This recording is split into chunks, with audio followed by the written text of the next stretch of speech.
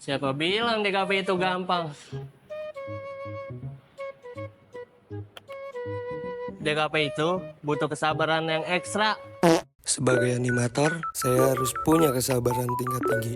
1 detik animasi itu bisa butuh waktu berjam-jam, bahkan berhari-hari, tergantung kerumitannya. Tapi hasilnya, ketika animasi itu bergerak dengan mulus, semua capek itu terbayar. Tapi seringkali prosesnya penuh dengan revisi yang nggak ada habisnya. Siapa bilang DKV itu gampang? DKV itu harus bisa mahamin apa maunya pengguna. Selain jago gambar, anak DKV sekarang juga dituntut bisa desain UI buat aplikasi atau website. Jadi nggak cuma bisa gambaran doang, tapi juga harus paham gimana bikin tampilannya nggak bikin pengguna mikir, ini aplikasi atau teka-teki silang. Revisi, itu mah udah kayak makanan sehari-hari. Kadang feedbacknya bikin mikir, kok gini sih?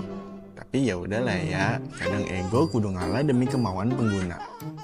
Siapa bilang DKV itu gampang? DKV itu penuh tantangan.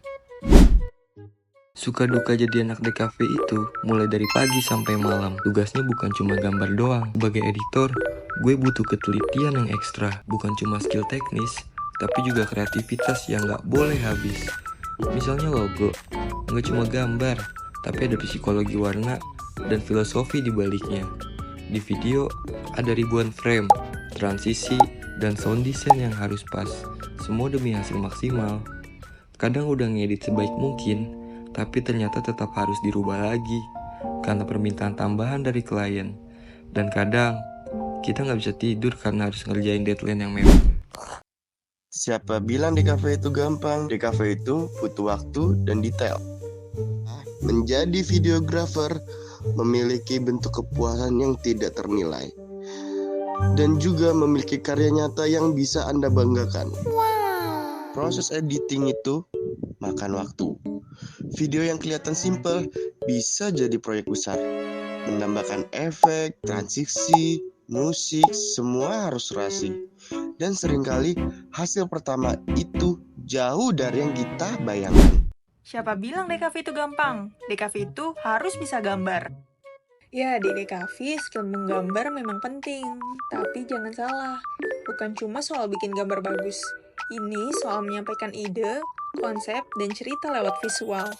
Menggambar manual, kamu juga harus paham software desain, kayak Photoshop, Illustrator, dan Procreate. Gambar bagus, nggak cukup kalau nggak bisa dikonversi jadi desain yang komunikatif. Jadi, siapa bilang DKV itu gampang? Ini bukan cuma soal bisa gambar, tapi gimana kamu bisa menyampaikan pesan lewat visual yang bermakna. Karena kreativitas itu tanpa batas.